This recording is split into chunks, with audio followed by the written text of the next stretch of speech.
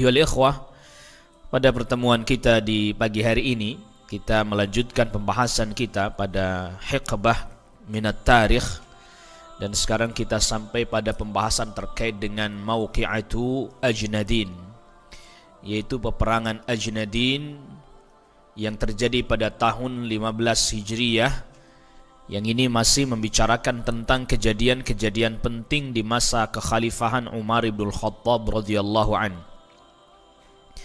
Dan di antara peperangan yang terjadi pada masa kekhalifahan Umar bin Khattab radhiyallahu an adalah perang Ajnadin, yaitu yang terjadi antara kaum muslimin dengan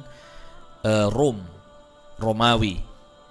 Dan perlu kita ketahui bahwa Romawi itu ada Romawi Timur, ada yang mengistilahkan dengan Romawi Asia, yang kekuasaannya sampai ke Syam, termasuk ya wilayah kekuasaan di Turki sekarang, Konstantin, atau kita kenal dengan apa? Konstantinopel.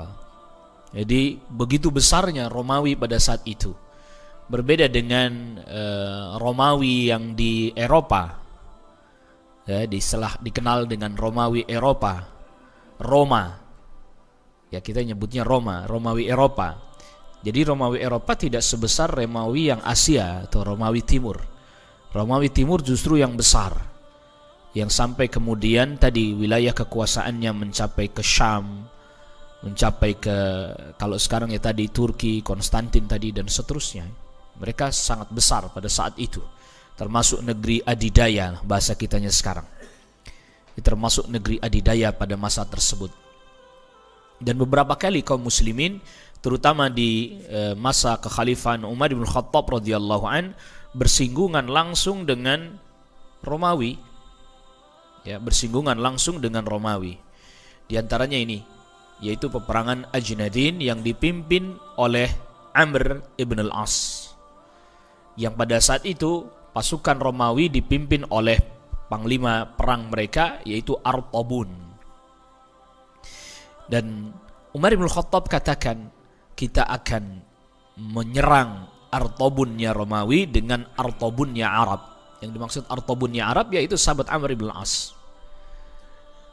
Sampai Amr bin As sampai di Ajnadin, dan tidak ada satupun di antara kesempatan dan peluang dari Romawi untuk bisa mengalahkan dan menguasai wilayah Ajnadin.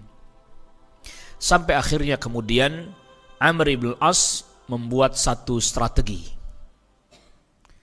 yaitu dia menyamar menjadi utusan. Ya, dikira ini orang biasa, utusan biasa, prajurit biasa, datang untuk menemui panglima perangnya Romawi, yaitu Artabun. Mau dengar langsung perkataan darinya, mau tahu bagaimana. Jadi di dalamnya terdapat faedah bahwa memang peperangan itu adalah strategi.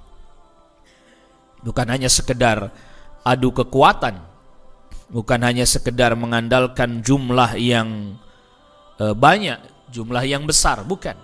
Tapi memang adu strategi. Akhirnya kemudian Amr ibn As pun datang menyamar sebagai utusan, agar dia bisa mengetahui siapa sebenarnya yang dia hadapi. Dan ketika datang, nampaknya Artabun pun mulai curiga, ini jangan-jangan ini bukan orang biasa. Akhirnya kemudian dia beritahukan kepada penjaganya, dan Amr bin As pun sudah mengira, atau dia mengira bahwa ini nanti dia bisa tahu keadaan saya, nanti dia akan membunuh saya. Maka akhirnya kemudian singkat cerita mereka berbicara. Kata Amr bin As, ayyuhal amir, inni qad sami'tu kalamak wa sami'ta kalami. Wahai amir, aku telah mendengar perkataanmu dan engkau telah mendengar perkataanku. Wa inni wahidun min asharatin ba'athana Umar bin Khattab linakuna Amr bin al-As linashhada umurahu. Dan saya adalah salah satu dari 10 orang yang diutus Umar bin Khattab bersama dengan Amr bin As untuk menyaksikan hal-hal yang memang mesti kami saksikan. Dan saya datang untuk mendengar perkataan Anda, dan agar mereka juga mendengar perkataan engkau. Akhirnya kata Artabun, ya sudah, sekarang bawa mereka 10 orang itu ke sini. Pergilah kemudian Amr bin As, dan ketika pergi sama dikasih tahu juga, ini saya curiga jangan-jangan ini adalah Amr bin Asnya ini. Ini sebenarnya panglima perangnya. Ketika Amr bin As sudah berhasil keluar, baru kemudian diketahui bahwa betul itu adalah Amr bin As. Apa kata Artabun? Khada'ani ar-rajul hadza wallahi adhal Arab. Dia telah menipu saya, dan sungguh dia adalah orang Arab yang paling cerdik. Dan Rasul sallallahu alaihi wasallam sabdakan, al-harb khada'ah. Perang itu penuh intrik dan tipu daya. Ya, peperangan itu penuh intrik dan apa? Tipu daya. Ya, artinya bahwa memang strategi-strategi yang seperti ini dalam peperangan memang dipakai, digunakan.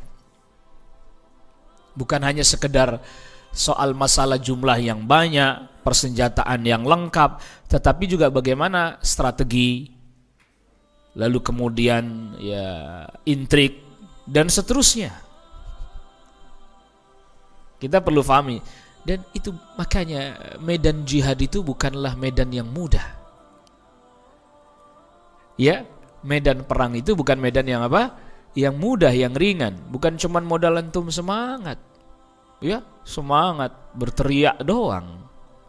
Bukan. Perlu strategi-strategi.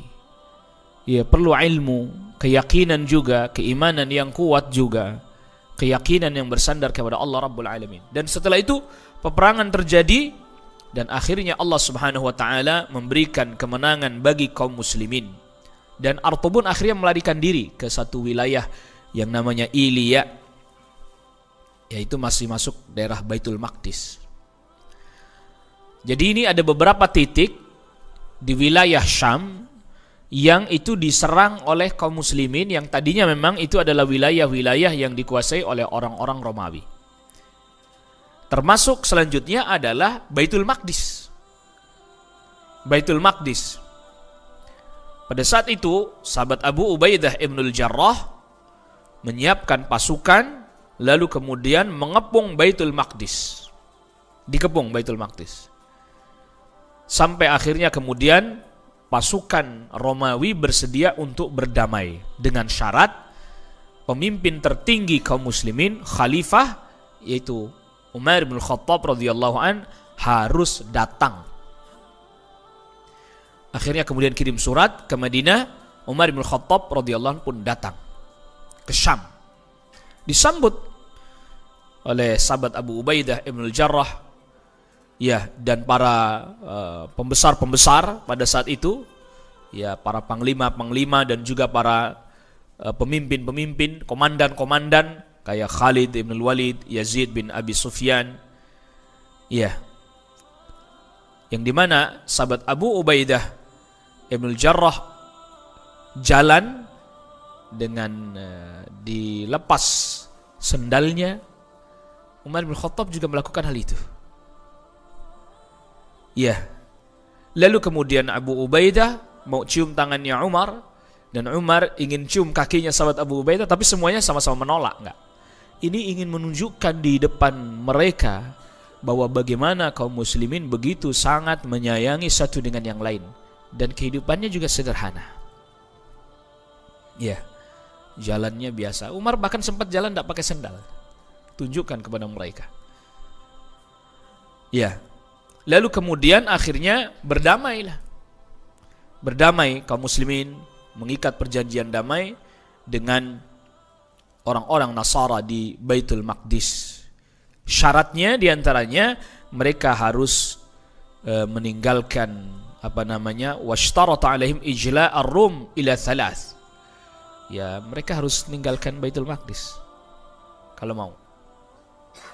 Lalu kemudian masuk ke Masjid Aqsa dari pintu yang biasanya Rasul sallallahu alaihi wasallam, ketika Rasul sallallahu alaihi wasallam Isra masuk. Nah, itu sekarang ada yang mengatakan bahwa Umar ketika masuk membaca talbiyah, lalu kemudian salat tahiyatul masjid di mihrab yang dikenal dengan mihrab Dawud, dan mengimami salat salat subuh. Di rakaat yang pertama membaca surat Sad, lalu kemudian sujud tilawah. Di rakaat yang kedua membaca surat Bani Israel. Imami salat baca surat Bani Israel. Kemudian datang ke Sakhrah, yang Sakhrah itu batu, ya batu di mana ini disebut dulu batu ini katanya Nabi Ayub atau di sana. Ka'ab bin Ahbar yang kasih tahu di sini tempatnya. Dan Ka'ab bin Ahbar katakan bikin saja masjid di sini. Kata Umar, dhahaital yahudiyah, kamu ini nyerupai orang Yahudi aja. Asal ada tempat ini bikin masjid, asal begini bikin masjid. Artinya bahwa tempat-tempat bersejarah, Umar bin Khattab termasuk orang yang sangat menjaga potensi-potensi sikap berlebihan. Maka kita sudah sempat sampaikan, ada orang salat di pohon, di bawah pohon yang dimana Rasul sallallahu alaihi wasallam pernah membaiat para sahabat di situ, baiatur ridwan. Pohonnya ditebang oleh Umar bin Khattab radhiyallahu. Ini tempat bersejarah nih, kata Ka'bul Ahbar.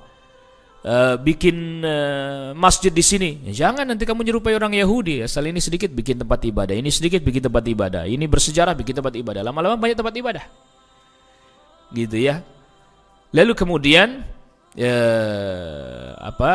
ada satu bangunan atau musalla yang sekarang disebut dengan musalla atau tempat Al-Umari. Kali itu sahabat Umar yang yang melakukan itu salat di situ.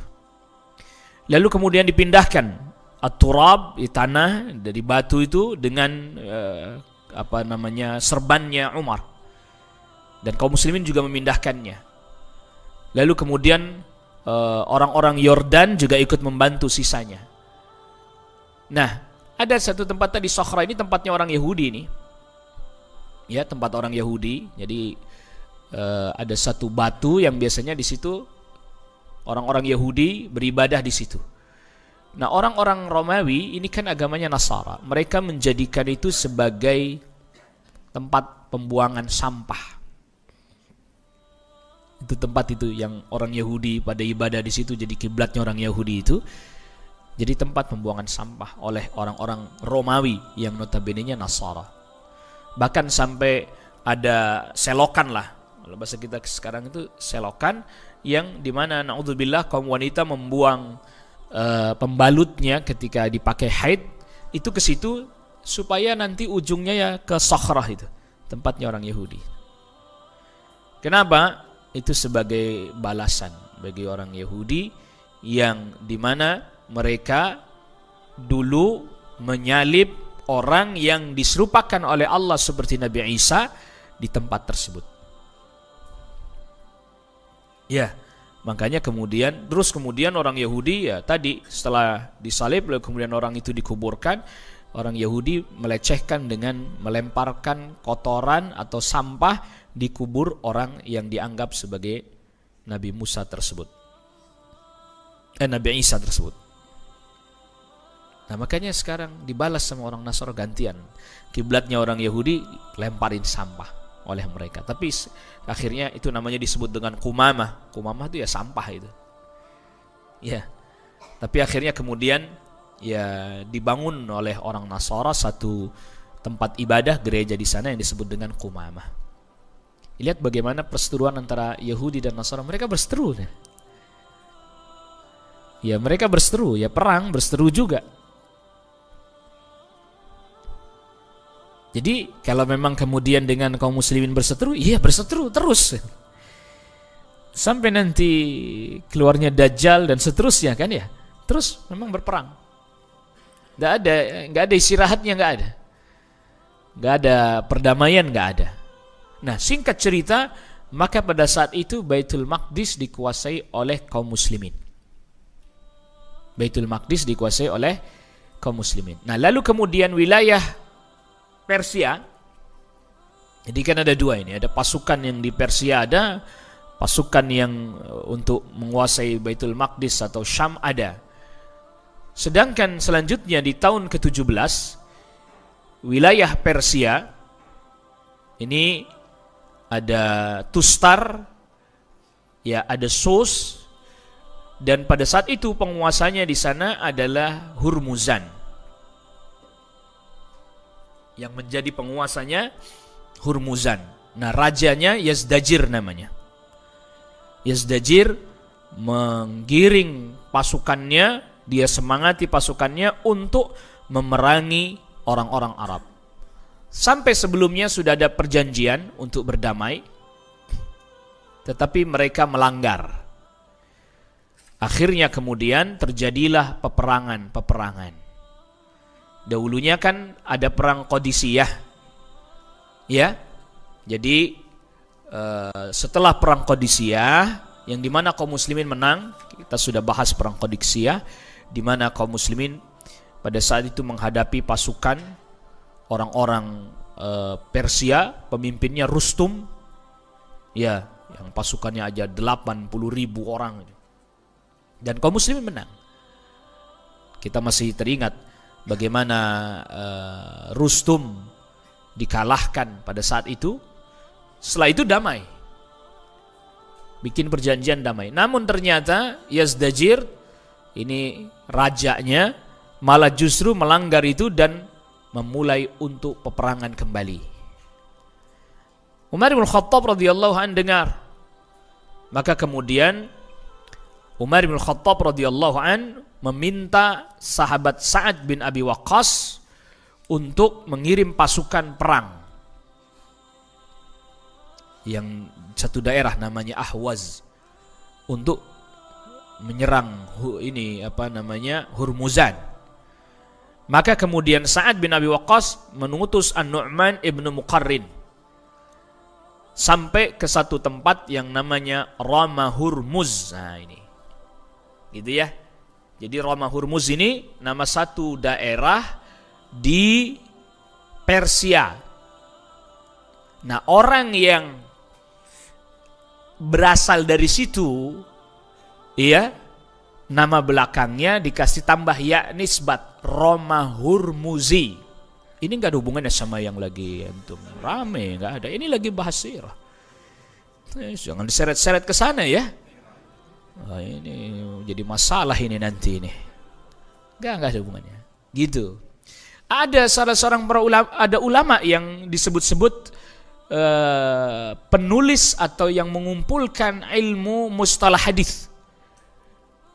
Ya, itu nama belakangnya Rama Hurmuzi. Nah, itu nama daerah. Cuman mungkin karena orang Indonesia tidak tahu, dikira itu bagus dijadiin nama orang. Padahal itu orang dari daerah itu nama belakangnya apa? Rama Hurmuzi, seperti Al-Bukhari, ya kan? Dari Bukhara.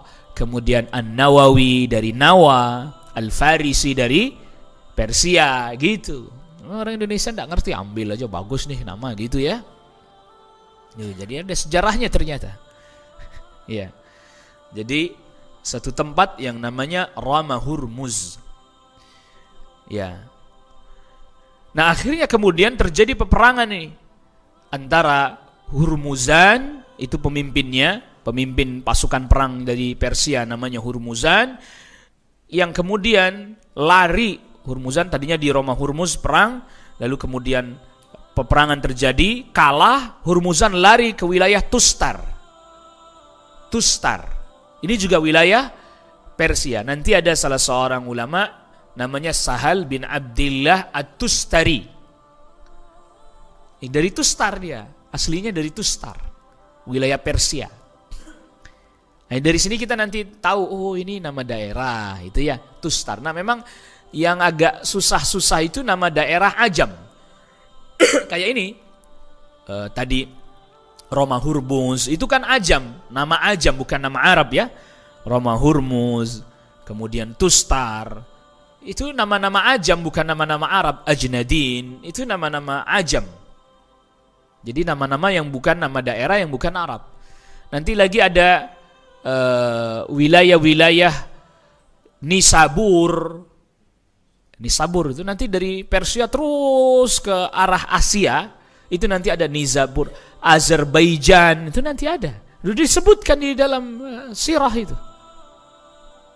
Ya, Nisabur kan negerinya Imam Muslim.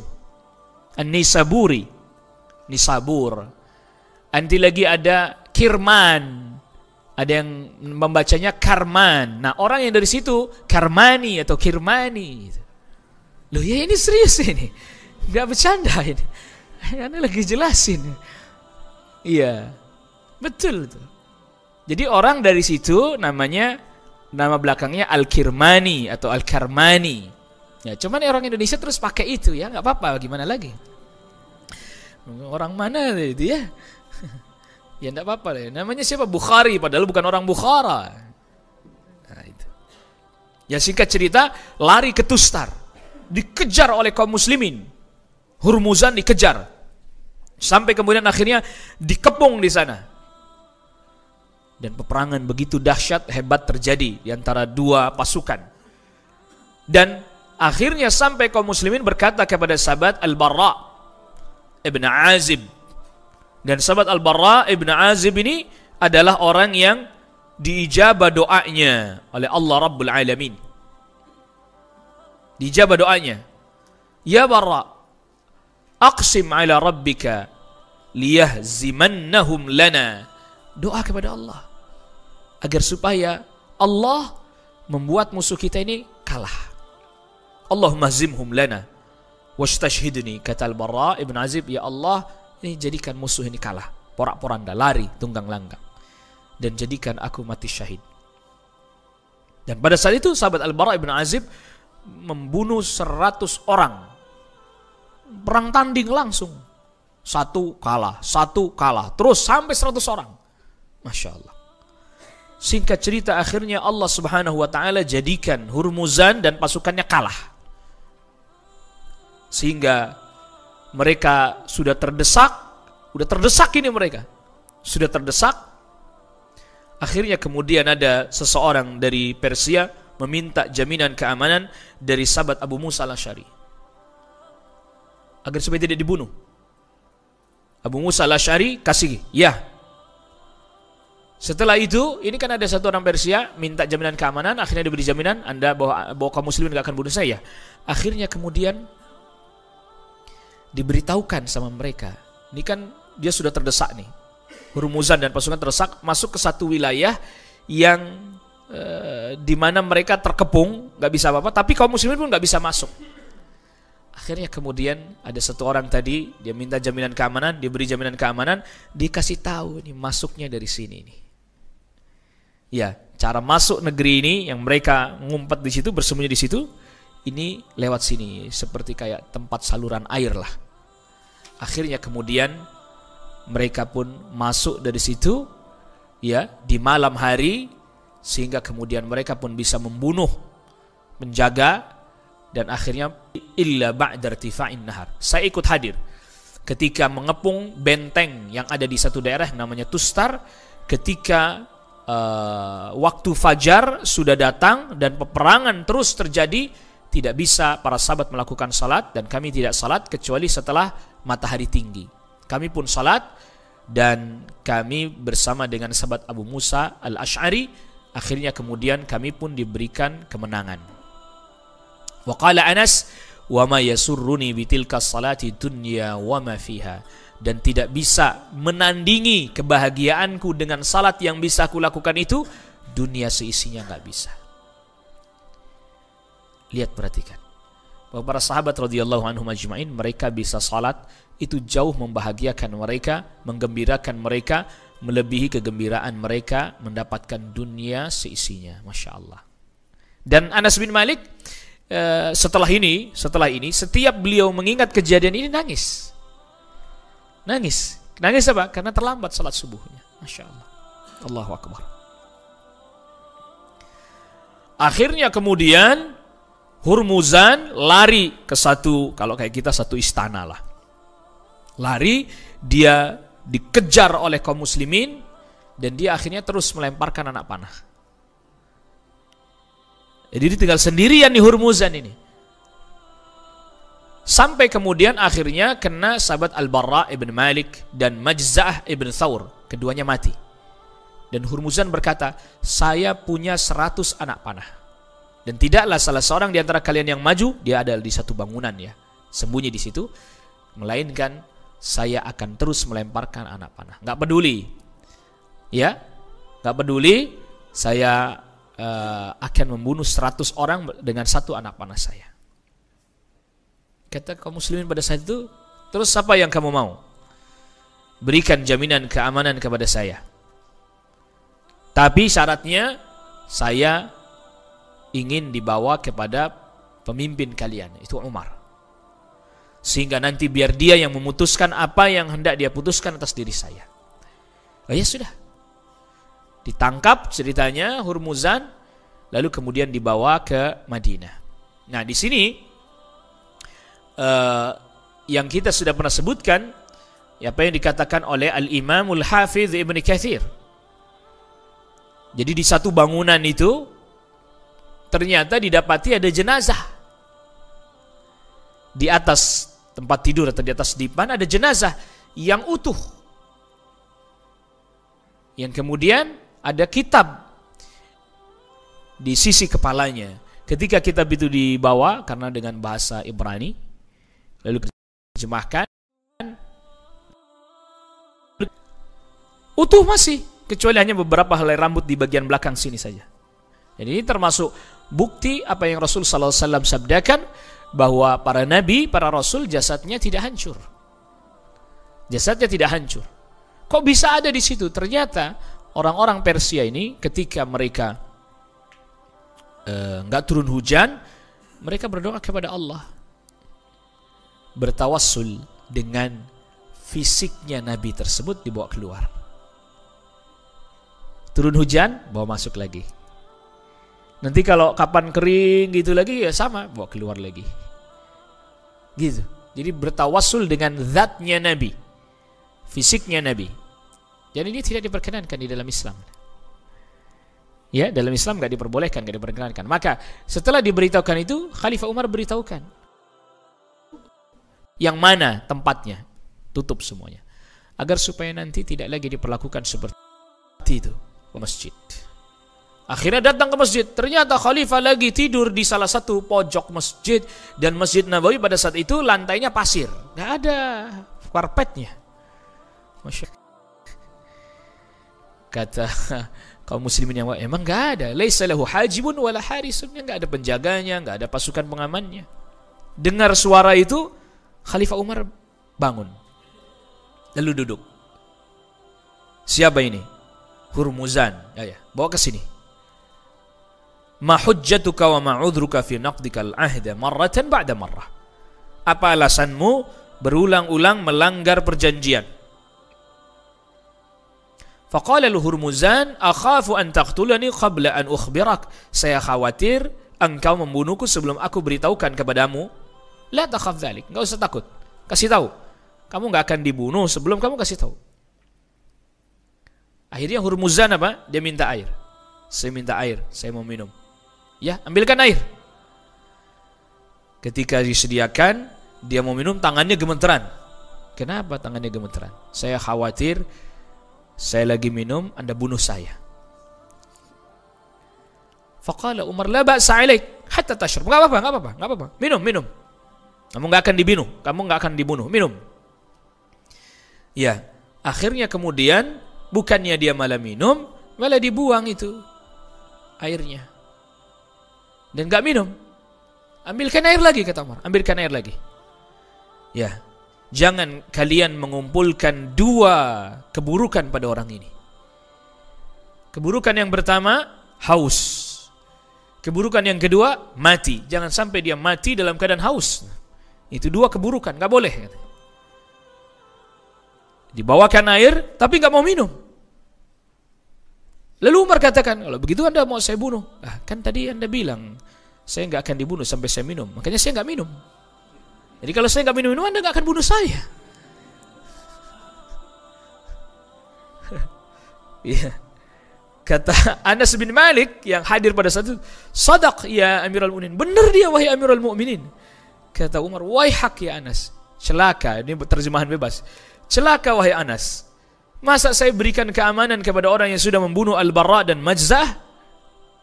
Ya. Lalu kata Umar, "Khada'tani, kamu sudah nipu saya ya." Gitu. Kamu nggak akan dibunuh sampai minum. Makanya dia nggak minum-minum biar nggak dibunuh. Wallahi la an khadi. Demi Allah kata Umar, saya nggak akan tertipu lagi illa an tuslima, kecuali kamu mau masuk Islam. Fa aslama al-Hurmuzan. Akhirnya Hurmuzan masuk Islam. Walamma qila lahu lima lam tuslim min qabl. Kenapa kamu nggak masuk Islam dari awal aja, dari waktu di sana? Apa kata Hurmuzan? Khasyitu ayyuqal aslama khaufan minas sayf. Saya khawatir orang-orang akan mengira saya ini masuk Islam hanya karena takut pedang, takut dibunuh. Makanya dia mau ketemu Umar dan seterusnya. Dia mau ketemu Khalifah Umar dan juga dia ingin supaya menunjukkan bahwa lihat bagaimana orang di masa dulu menjaga kehormatan dirinya. Gak mau saya disebut-sebut masuk Islam hanya karena takut pedang dan seterusnya. Ya, akhirnya dia masuk Islam. Tapi nanti ada kisah tersendiri ini terkait dengan kematiannya sahabat Umar bin Khattab radhiyallahu an dengan Hurmuzan ini. Di Hurmuzan ini nanti dia bersekongkol dengan Abu Lu'lu'ah al-Majusi, walaupun bukan eksekutornya, bukan Hurmuzan, Abu Lu'lu'ah al-Majusi, tapi sangat kuat sekali Hurmuzan ini yang memberikan informasi-informasi kepada Abu Lu'lu'ah. Dan ada satu orang lagi, Nasrani, yang kemudian Abu Lu'lu'ah pun bisa melakukan apa yang dia hendak lakukan, yaitu menikam Khalifah Umar bin Khattab radhiyallahu anhu. Nah itu terkait dengan kisahnya Hurmuzan. Lalu kemudian tahun 18 terjadi yang disebut dengan Amur Ramadah, yaitu disebut dengan Amur Ramadah, tahun arang ya. Ramadah itu arang. Kenapa? Karena air sangat sedikit sehingga tanah berwarna hitam karena nggak ada airnya, seperti arang. Ini terjadi selama 9 bulan, masa-masa paceklik di masa Khalifah Umar Ibn Khattab radhiyallahu an. Akhirnya kemudian Umar Ibn Khattab mengirim surat kepada sahabat Abu Musa al-Asy'ari di Basrah, ya, dan kepada Amr ibn al-As, wa ghauthahu li ummati Muhammadin, mohon pertolongan kepada Allah untuk umatnya Nabi Muhammad sallallahu alaihi wasallam. Artinya mohon pertolongan kepada Allah menunaikan salat apa? Istisqa. Akhirnya dia disuratin di Basrah kaum muslimin salat istisqa. Diminta untuk salat istisqa. Yang di Syam juga sama, salat istisqa juga. Yang di Madinah juga salat istisqa juga. Maka Umar bin Khattab radhiyallahu an mendatangi pamannya Nabi sallallahu alaihi wasallam, yaitu Abbas bin Abdul Muttalib. Abbas pun berkhutbah lalu kemudian memimpin salat istisqa. Diminta oleh sahabat Umar, paman Nabi, untuk berkhutbah salat istisqa, memimpin salat istisqa. Kemudian berdoa paman Nabi, Allahumma iyyaka na'budu wa iyyaka nasta'in. Ya Allah, hanya kepadamu kami beribadah, hanya kepadamu kami mohon pertolongan. Allahumma fir lana warhamna warda anna. Ya Allah, ampuni kami, rahmati kami dan ridai kami. Tidaklah mereka pulang kecuali turun hujan. Ya, tidaklah mereka pulang kecuali apa? Turun hujan. Makanya Anas bin Malik cerita. Anna Umar bin Al-Khattab kan idza qahatu istasqa bil Abbas ibni Abdul Muttalib. Bahwa Umar bin Al-Khattab ketika manusia mengalami masa-masa sulit, kering, paceklik, nggak ada turun hujan, Umar meminta kepada paman Nabi Abbas bin Abdul Muttalib agar supaya berdoa kepada Allah supaya Allah turunkan apa? Hujan. Seraya Umar berkata, Allahumma inna kunna natawassalu ilaika binabiyyina fatasqina wa inna natawassalu ilaika bi'ammi nabiyyina fasqina qala fayusqaun. Kata Umar, ya Allah, kami dulu ketika Nabi kami masih hidup, kami bertawassul kepada Nabi kami, minta didoakan kepada Nabi. Ingat kisah orang Arab Badui yang ketika Rasul sedang khutbah Jumat, dia masuk masjid, Rasul nggak turun hujan. Halakal mal wa ja'al iyal, harta kami hancur, hewan ternak kami mati, keluarga kami kelaparan, nggak turun-turun hujan. Berdoa kepada Allah agar Allah turunkan apa? Hujan. Rasul SAW pun berdoa pada saat itu kan. Akhirnya mereka pulang dari salat Jumat apa? Kehujanan. Ternyata hujannya sampai Jumat depan. Nggak berhenti-berhenti. Akhirnya orang itu lagi, ada yang menyebutkan orang itu lagi, ada yang mengatakan orang lain lagi. Rasul, kalau begini hancur juga kami. Ya, hancur juga kami. Maka kemudian Rasul pun berdoa, Allahumma hawalaina wala alaina, Allahumma alal akam wal jibali wal dhirabi wa butuni al awdiyah, atau kama qala Rasul sallallahu alaihi wasallam.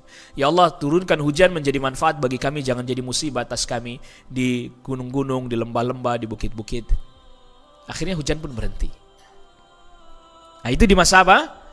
Masa Rasul sallallahu alaihi wasallam. Nah, ketika Rasulullah sallallahu alaihi wasallam sudah wafat, Umar bin Khattab nggak datang ke kuburannya Rasulullah. Umar bin Khattab tidak apa? Tidak datang ke kuburannya Rasulullah. Tapi ngedatangin siapa?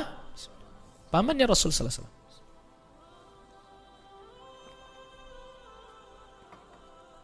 Meminta kepada paman Rasulullah yaitu Abbas bin Abdul Muttalib untuk mendoakan. Jadi khutbah, lalu kemudian habis khutbah salat istisqa, lalu mimpin beliau yang berdoa, Abbas bin Abdul Muttalib yang berdoa. Kaum muslimin mengamini doanya Abbas bin Abdul Muttalib. Dan kejadian ini perlu kita ingat di Madinah. Kejadian di mana? Madinah. Kenapa Khalifah Umar, sahabat Umar tidak mendatangi kuburnya Rasulullah sallallahu alaihi wasallam? Di sini terdapat faedah bahwa yang dikatakan oleh para ulama, tawassul dengan orang saleh yang masih hidup, yang dimaksud bertawassul dengan doanya orang saleh. Itu saja masih ada perinciannya. Perinciannya bagaimana? Apabila yang kita hadapi ini permasalahan terkait dengan kaum muslimin artinya masalahnya bukan masalah kita sendiri, tapi masalah orang banyak. Boleh. La haraj, nggak ada masalah, tidak ada penghalang. Datang kepada orang saleh, doakan kepada Allah agar kami dilepaskan dari berbagai macam keburukan ini. Boleh, nggak ada masalah. Masih hidup, minta didoakan, bertawassul kepada Allah dengan doanya orang saleh. Namun apabila itu terkait dengan masalah pribadi, lebih baik dan lebih utama tidak. Bukan nggak boleh. Lebih baik, lebih utama apa? Tidak. Dan ini buktinya atau dalilnya adalah terkait dengan ingat perempuan yang sakit punya penyakit ayan? Hadisnya ya. Minta Rasul doakan saya Rasul. Kata Rasul, Anda mau saya doakan atau mau sabar aja? Kalau sabar saya dapat apa Rasul? Dapat surga. Ya sudah, saya sabar aja Rasul. Tapi doakan saya kalau lagi penyakit saya kambuh, aurat saya tidak tersingkap, tidak terbuka. Hadisnya sahih diriwayatkan Imam Muslim. Yang sampai sahabat Abdullah bin Abbas katakan, tahukah kalian ada wanita penduduk surga? Siapa? Ini dia perempuan ini. Mengapa ketika wanita ini datang Rasul doain saya, Rasul nggak langsung, ya saya doakan, tapi mau saya doakan atau Anda bersabar saja? Karena permasalahan yang sedang dihadapi pribadi dia atau untuk seluruh kaum muslimin? Pribadi. Nah, itu perinciannya gitu ya. Jadi bertawassul dengan doanya orang saleh yang masih hidup secara umum boleh. Secara umum apa? Boleh. Mau masalah pribadi atau masalah kaum muslimin secara keseluruhan boleh. Tetapi apabila itu masalah pribadi, lebih utama tidak. Lebih utama apa? Tidak. Tadi Rasul bukannya mengatakan nggak boleh, enggak. Tapi lebih utama apa? Tidak. Lebih utama tidak. Kamu mau sabar atau mau saya doain aja? Jadi Rasul kasih pilihan. Terus kalau saya sabar apa Rasul? ya dapat surga. Saya sabar aja kalau begitu. Nah, di situ kemudian ada perincian. Seingat saya, wallahu a'lam, perincian ini juga yang dijelaskan oleh Syekh Muhammad ibn Salih Al-Utsaimin rahimahullahu taala. Gitu. Jadi boleh datang kepada orang saleh minta didoakan, bertawassul dengan doanya orang saleh yang masih hidup, boleh. Tapi kalau itu masalahnya pribadi, urusannya pribadi, lebih baik tidak. Ingat, bukan berarti nggak boleh ya. Lebih baik apa?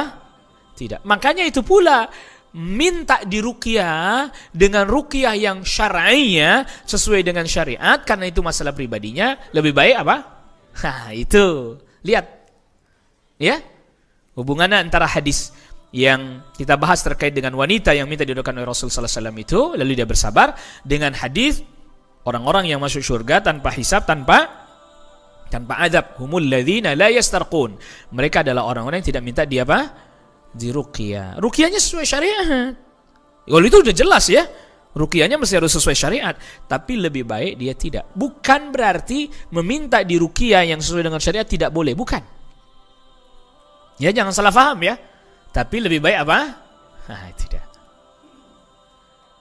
Lebih baik tidak. Dan tentu yang juga harus diperhatikan adalah tidak mengandalkan orang yang kita minta supaya dia mendoakan kita kepada Allah Rabbul Alamin. Tidak mengandalkan dia. Artinya tidak. Nah, justru karena kalau urusan pribadi tidak, sebaiknya tidak, itu agar supaya tidak ada kecenderungan dalam hati bahwa kita terlampau mengandalkan apa? Mengandalkan makhluk ini. Itu mengapa dianjurkan kalau untuk urusan pribadi. Beda kalau urusan kaum muslimin. Urusan kaum muslimin kan bukan cuma urusan dia. Sehingga kecenderungan hati itu tidak begitu besar. Kecenderungan hati apa? Tidak begitu besar karena bukan hanya masalahnya dia sendiri. Kecondongan hati tidak begitu besar. Tapi kalau itu masalah pribadinya sendiri, kecondongan hati atau mengandalkannya, potensinya jauh lebih apa? Lebih besar. Itu makanya sebaiknya tidak kalau itu masalah pribadi. Jelas ini ya? Agar supaya paham. Nah, baik. Kembali lagi terkait dengan tadi, ini kan perbuatannya Umar ini perbuatannya Khulafa Ar-Rasyidun, betul enggak? Fa'alaikum bisunnati wa sunnatil Khulafa Ar-Rasyidin Al-Mahdiyyin min ba'di. Itu yang pertama. Yang kedua, Umar bin Khattab radhiyallahu an, seperti tadi berulang-ulang sering kita sampaikan, ini adalah termasuk di antara sahabat, bukan berarti yang lain tidak, yang sangat perhatian terhadap pintu-pintu yang bisa menghantarkan kepada apa? Kesyirikan. Sampai tadi urusannya itu, bangun masjid sini, kamu kayak orang Yahudi aja. Bahkan termasuk perkataan yang sangat terkenal datang dari Khalifah Umar adalah tunqadu urul islami urwatan liman nasha'a fil islami wa lam ya'rifil jahiliyah. Terlepas ikatan keislaman dari seseorang satu persatu, yaitu pada orang yang dia tumbuh dalam Islam, besar dalam Islam, tapi tidak kenal perkara-perkara jahiliyah. Artinya dia orang Islam tapi nggak tahu perkara jahiliyah, bisa jadi dia tahu pada perkara jahiliyah sedangkan dia tidak sadar. Umar bin Khattab radhiyallahu an tumbuh dalam masa jahiliyah. Betul? Iya kan? Lalu kemudian masuk Islam. Tahun 5 kenabian atau tahun 6 kenabian, Umar bin Khattab baru masuk Islam. Itu bahkan tadinya sangat menentang Islam, memusuhi Islam, musuh kaum muslimin. Tapi itu berarti menunjukkan beliau ini sangat paham sekali seluk-beluk kesyirikan dengan berbagai macam pintu-pintunya. Catat itu. Itu mengapa kemudian sikap kehati-hatian Khalifah Umar begitu sangat terlihat sekali ya tadi. Bikin masjid sini, kamu kayak orang Yahudi aja, jangan. Kamu kenapa salat di sini? Ini pohon dulu Rasul membaiat para sahabat di sini, Khalifah tebang. Jadi potensi mau menuju ke sikap berlebihan aja, baru mau menuju pada sikap berlebihan, mengutamakan sesuatu tanpa ada dalil hanya karena faktor latar belakang histori sejarah, itu aja udah tutup. Iya. Dan memang semestinya seperti ini menghadapi kesyirikan tuh, setiap potensinya harus ditutup, nggak boleh dibuka. Nah, baik.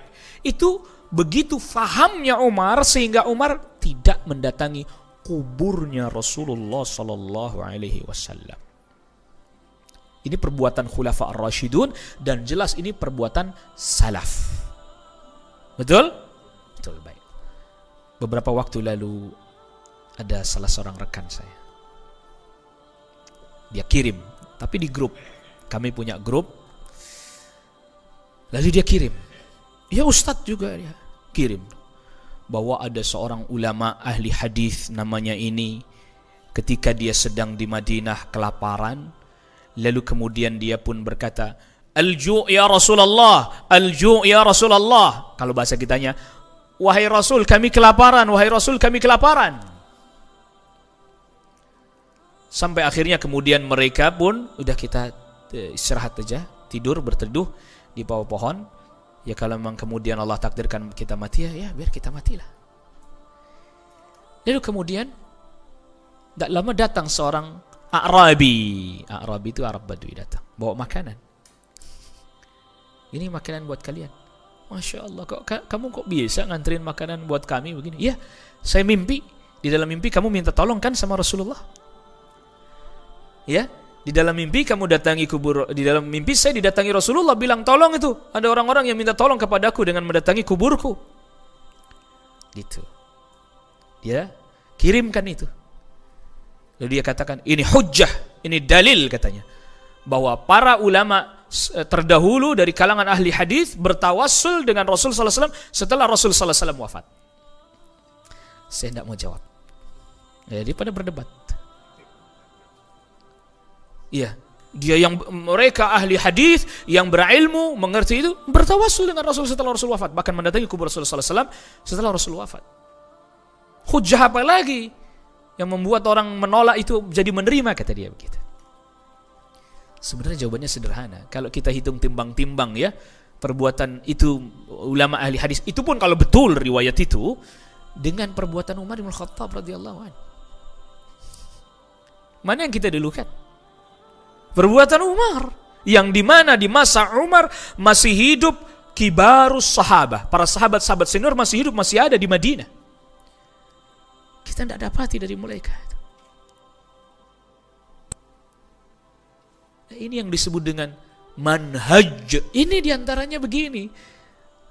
Karena orang tidak tahu bagaimana berhujjah, metodologi berhujjah, sehingga asal ada riwayat yang menurut dia bisa membenarkan apa yang dia yakini, apa yang dia fahami, dia pegang sebagai hujjah, dia pegang sebagai dalil. Ya, ini handphone atau alarm apa? Alarm ya.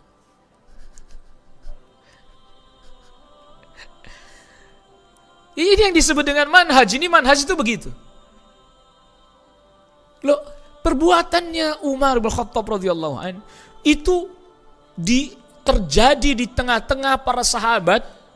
Para sahabat hadir, ada, hidup pada saat itu. Anas bin Malik bahkan cerita.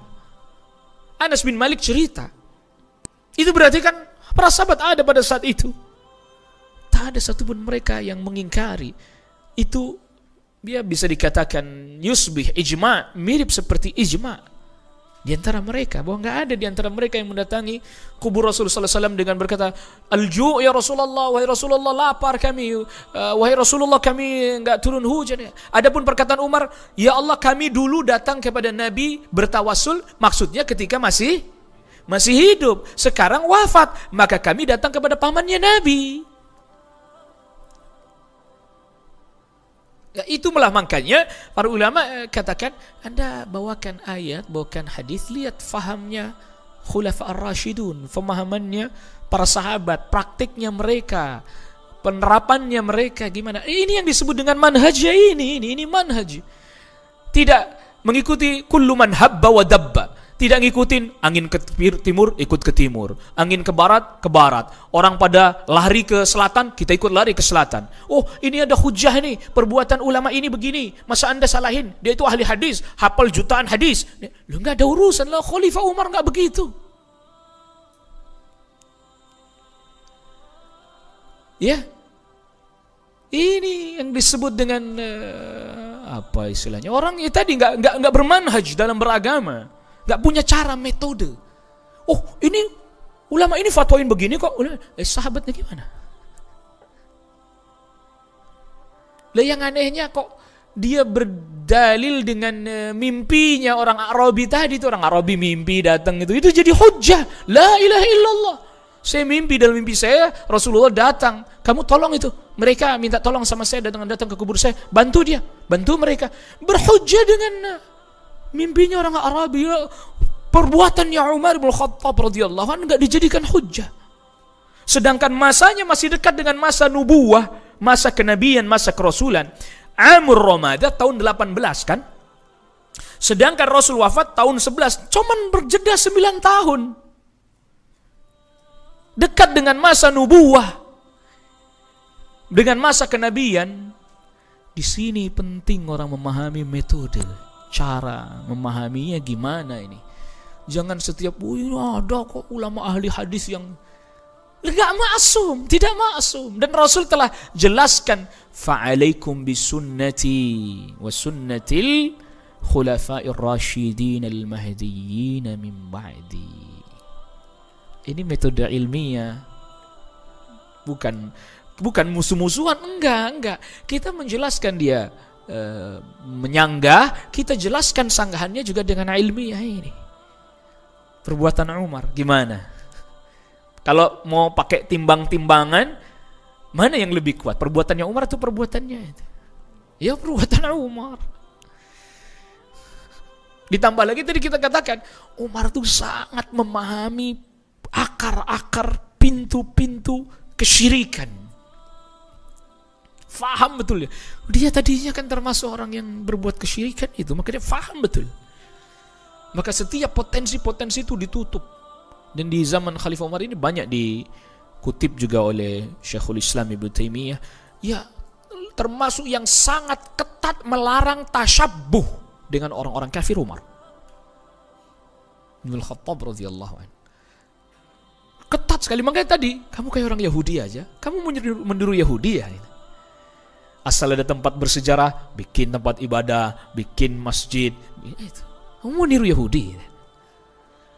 Iya. Itu lihat. Ini diantara pelajaran yang bisa kita ambil tentang Amur Ramadan. Lalu kemudian selanjutnya tahun 21 Hijriah dikenal dengan perang Nahawand.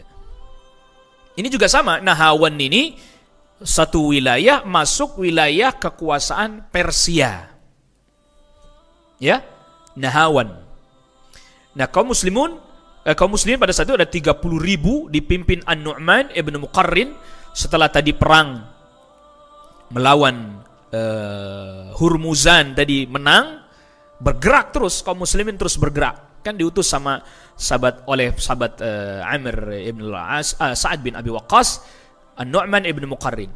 Maka tahun 21 An-Nu'man ibn Muqarrin bergerak untuk menyerang satu daerah, satu wilayah yang disebut dengan Nahawand. Ini juga bukan nama Arab ini. Nama Arab. Karena nggak ada nama Arab nun ketemu dal itu susah itu. Nahawand. Nah, itu kan wakafnya di situ. Mereka orang-orang Persia itu ada satu benteng dan nggak bisa ditembus oleh kaum muslimin. Gimana ini caranya ini? Akhirnya ada salah seorang yang bernama Tulaihah al-Asadi. Ingat gak nama Tulaihah al-Asadi? Ada yang ingat? Ini dulunya sempat ngaku nabi palsu, taubat ini. Zamannya Khalifah Abu Bakar, dia sempat ngaku jadi nabi palsu, taubat. Dan akhirnya dia masuk dalam barisan kaum muslimin.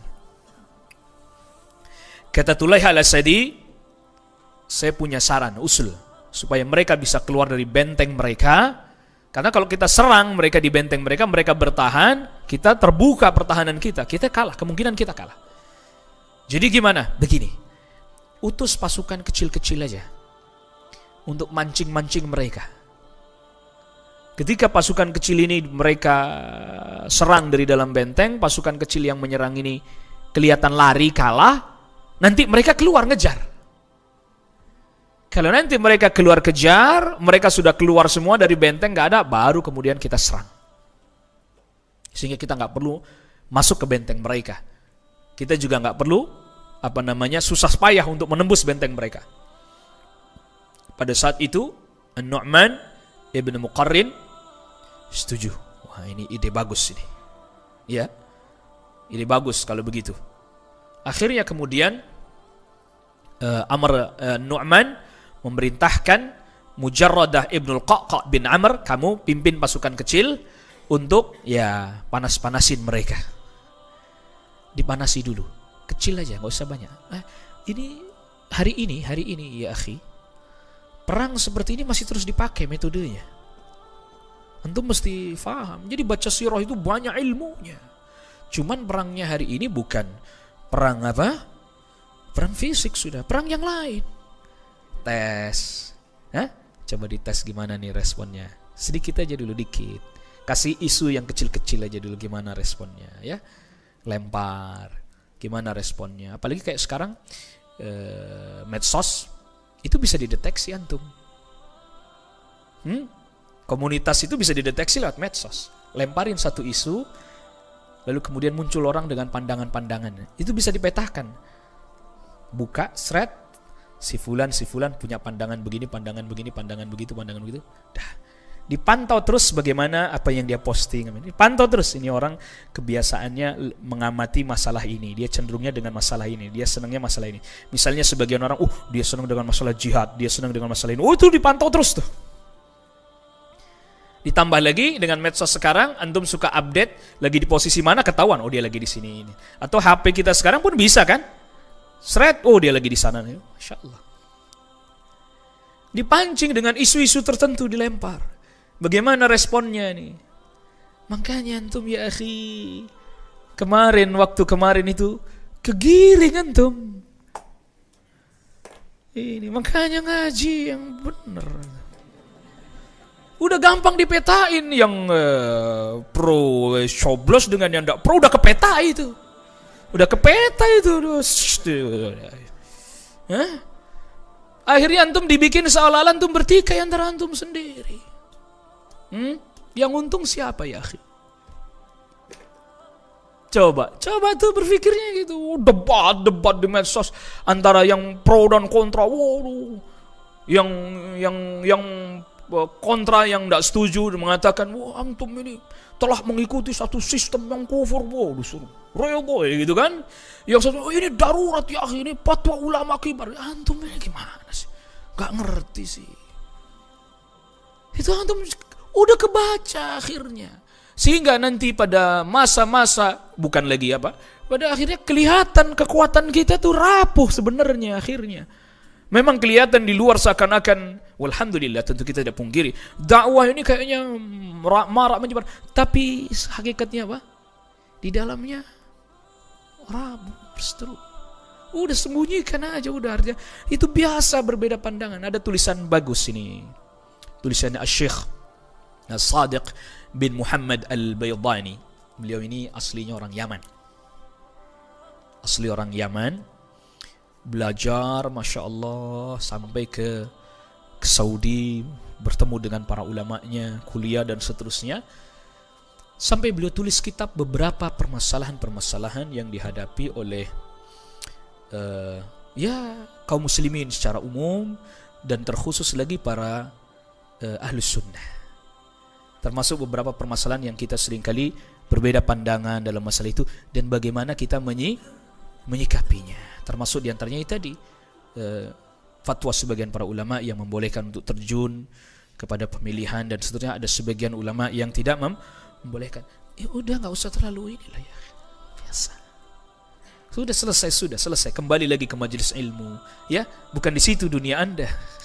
kembali lagi ke majelis ilmu, menuntut ilmu, memperbaiki diri, tauhid, mengamalkan tuntunan ajaran Nabi. Udah, itu memang ranah perselisihan para ulama pada tataran tadi, menimbang ini maslahat madarat terjun atau tidak. Itu aja, udah selesai. Bukan berarti ridha dengan dengan sistem yang tidak sesuai dengan aturan syariat, bukan. Ya udah, selesai sudah. Jangan lagi sibuk lagi. Ya. Gitu. Katanya si enggak terjun, tapi postingannya salah input terus ini. La ilaha illallah, la ilaha illallah. Fitnah luar biasa ini. Ya. Fitnah yang luar biasa, fitnah yang besar. Tahan diri, ya, tahan diri. Termasuk juga ini ana sampaikan karena ini juga termasuk permasalahan yang beliau angkat. Ada kitabnya namanya Al-Wathiqah Al-Muhimmah itu. Kalau Anda nggak salah ingat, itu termasuk di antara perselisihan atau perbedaan pandangan di antara sebagian para masyayikh. Udah jangan antum masuk, antum Arba'in Nawawi aja udah dulu antum ini. Ini orang kehilangan prioritas. Afwan, ada sebagian orang kadang pertanyaan-pertanyaannya nih, ya termasuk permasalahan yang sudah lama, yang sering kali terulang, itu terkait dengan guru kita Syekh Ali Hasan Al-Halabi hafizahullah ta'ala dengan sebagian masyayikh di Saudi, Lajnah Daimah. Biarin mereka membahas dengan ilmu. Kita penuntut ilmu ya saling menghormati. Kita tidak tahu, belum mengerti betul detail-detailnya. Ya, mungkin yang namanya manusia, mungkin ada kekeliruan pada Syekh Ali Hasan Al-Halabi, mungkin manusia kan, mungkin pula ada kekeliruan dari sebagian masyayikh yang di Lajnah Daimah, juga mungkin salah menilai itu. Iya enggak? Kita juga jangan terus sikapnya kadang kita itu terlalu keras pada sebagian permasalahan, sehingga kemudian itu hasil penelitian beliau tuliskan, itu hasil penelitian kurang lebih selama 25 tahun. Permasalahan internal Ahlus Sunnah. Dan tulisannya beliau ini sudah diajukan kepada tidak kurang dari 100 ulama dan da'i ahli sunnah, termasuk kepada Syekh Salih Fauzan, Syekh Salih bin Abdul Aziz Al-Syekh, dan yang lainnya di Saudi. Mereka semua merekomendasikan buku ini. Di antaranya itu, udah masyayikh antum gak usah masuk, udah Arba'in Nawawi. Bahkan turun dari Arba'in Nawawi, seperti yang dijelaskan oleh Syekh Muhammad Shalih Al-Utsaimin dalam Kitabul Ilm. Ada bukunya Syekh Utsaimin, Kitabul Ilmi. Cari kalau ada terjemahnya, baca itu. Prioritas penuntut ilmu pertama kali memperbaiki bacaan Al-Quran. Perbaiki bacaan Al-Quran, enggak ikut giliran debat politis tampil terdepan. Innalillahi wa inna ilaihi raji'un. Tahsin gak pernah hadir. Pelajaran bahasa Arab jilid 1 gak khatam-khatam. Ini nasihat buat kita semua ya, bukan menjatuhkan antum, enggak. Nasihat prioritas, karena termasuk godaannya sebagian orang yang sudah ngaji itu, godaannya pengen buru-buru tergesa-gesa bicara masalah-masalah besar. Ntar dulu, ada masanya. Orang kayak sebagian masyayikh aja datang kepada syekh yang lebih senior lagi. Syekh Sadiq itu pernah datang. Syekh, saya diminta oleh salah seorang syekh untuk mengambil sikap terhadap Syekh Fulan. Saya diminta harus membid'ahkan Syekh Fulan. Datang beliau kepada Syekh Abdul Muhsin. Ya Syekh, gimana Syekh? Sikap saya harus bagaimana? Saya diminta oleh Syekh Fulan untuk membid'ahkan Syekh Fulan dan seterusnya. Jangan. Bersikaplah lemah lembut dan seterusnya. Orang mesti ada kekeliruannya, ada kesalahannya. Nah gitu. Ya, orang mesti ada kelirunya, ada apa? Antum tahu. Ini kita agak sedikit melebar karena ini penting. Ini terkait dengan manhaj juga. Ketika Syekhul Islam Ibnu Taimiyah menjelaskan, ada ulama masuk dalam tingkatannya sigharut tabi'in. Sigharut tabi'in, namanya Hammad bin Abi Sulaiman, wafat tahun 119 Hijriah atau 120 Hijriah. Dan Hammad bin Abi Sulaiman ini gurunya Al-Imam Abu Hanifah. Dan salah satu muridnya Ibrahim An-Nakhai. Ibrahim An-Nakhai tabi'in. Antum bayangkan. Apa kata Syekh Islam Ibnu Taimiyah?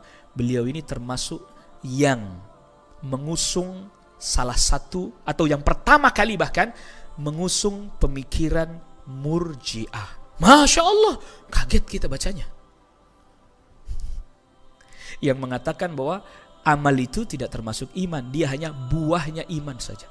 Kita baca itu, berfikirnya itu, Masya Allah, kalau orang levelnya sigharut tabi'in bisa terkena pemikiran yang menyimpang dan seterusnya, itu tadi ada kekeliruan, mesti kita katakan ada kekeliruan.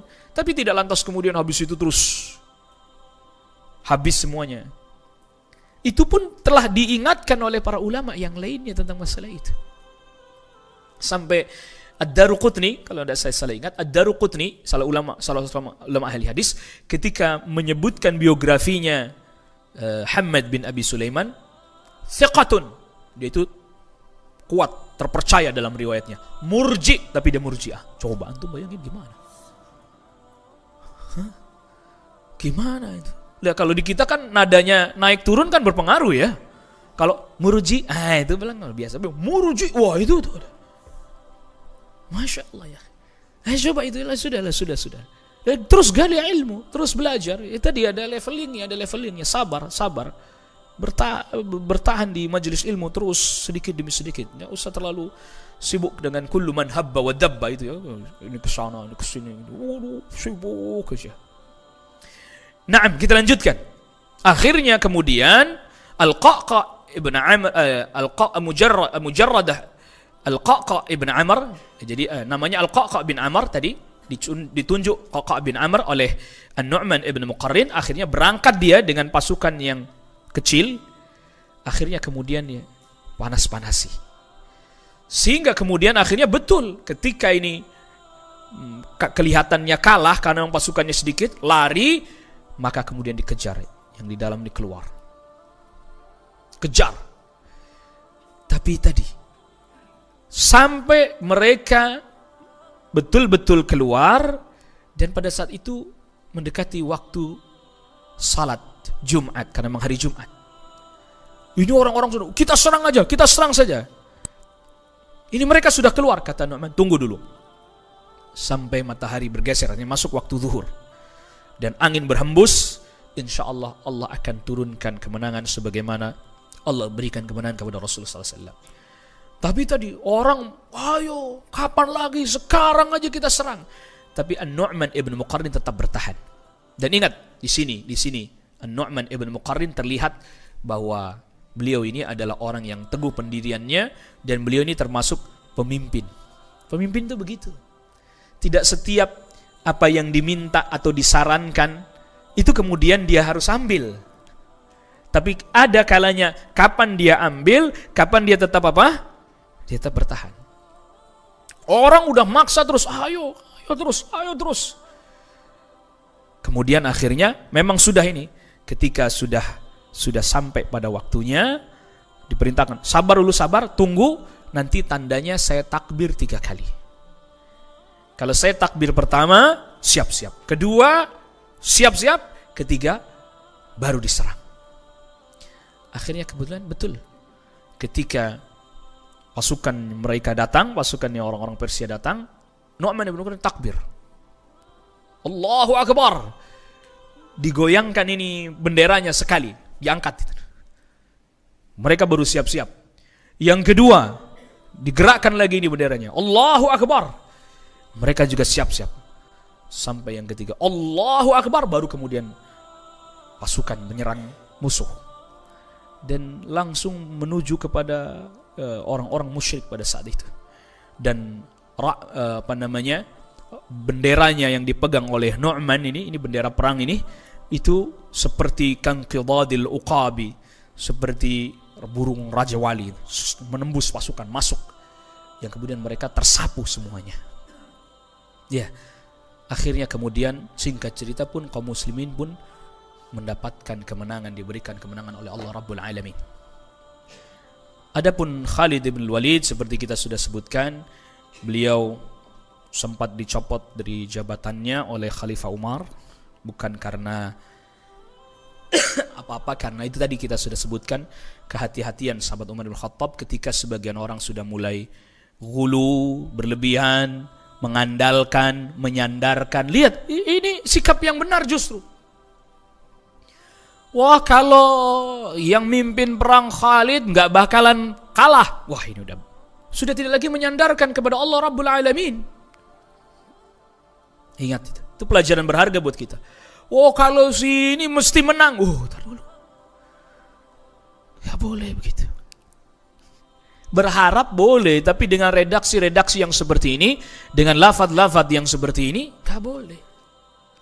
Maka dicopot. Sampai akhirnya Khalid bin Walid wafat di atas tempat tidurnya. Sampai kata Khalid bin Walid, saya sudah ikut perang begini, dan tidak ada sejengkal pun di tubuhku kecuali ada bekas luka, pedang, tikaman, tombak, atau bahkan anak panah. Tetapi hari ini saya mati di atas tempat tidur saya seperti seekor onta. Ya, fala namat a'yunul jubana, dan tidak bisa tidur dengan tenang matanya orang-orang yang pengecut, penakut. Dan juga dia berkata, malam yang dimana pada malam tersebut dihadiahkan kepadaku atau didatangkan kepadaku pengantinku, atau malam yang dimana diberikan kabar kepadaku tentang kelahiran anakku, tidak lebih aku sukai melainkan malam yang berat lagi dingin ketika aku sedang bersama dengan pasukan muhajirin menanti-nanti esok hari untuk menyerang musuh. Emang jiwanya Khalid bin Walid ini di medan perang ya. Ya, jadi malam di mana saya ketemu pengantin saya, atau malam saya dapat kabar kelahiran anak saya, itu tidak lebih membahagiakan buat saya melebihi malam yang dingin, yang sulit, yang berat bersama dengan para sahabat muhajirin menunggu esok hari untuk menyerang musuh. Itu lebih menyenangkan buat saya. Jadi memang Khalid bin Walid ini jiwanya apa? Di medan perang. Ya, orang Quraisy ya, orang Quraisy. Ya, dikenal. Sampai akhirnya ini tahun 21 Hijriyah, ya. Sampai akhirnya kemudian di tahun 23 Hijriyah, Khalifah Umar bin Khattab radhiyallahu anhu, tadi kita sudah sebutkan, wafat ditikam oleh Abu Lu'lu'ah al-Majusi. Wafat ditikam, lagi salat ditikam dari belakang. Pisau yang sudah dibubuhi racun dan bermata dua gitu. Ya tadi ada Abu Lu'lu'ah, ada Hurmuzan juga, dia yang mungkin merencanakan itu semuanya, karena dia masuk Islam dan dia tahu sudah pergerakannya Khalifah yang Hurmuzannya ini. Dia tahu pergerakannya Khalifah Umar kemana, di mana.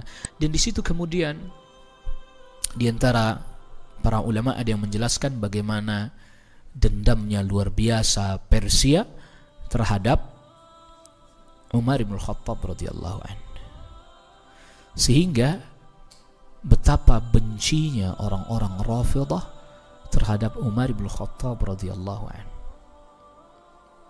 Karena hakikatnya Rafidhah ini, mereka hakikatnya ingin menghidupkan kembali Persia sebenarnya. Cuman itu tadi, dia merusak kaum muslimin dari dalam. Waliyadzubillah. Benci luar biasa, sampai ada salah seorang ulama mereka di kalangan Rafidhah berkata, kalau seandainya saya ketemu Umar di surga, lebih baik saya nggak masuk surga, masuk neraka aja saya.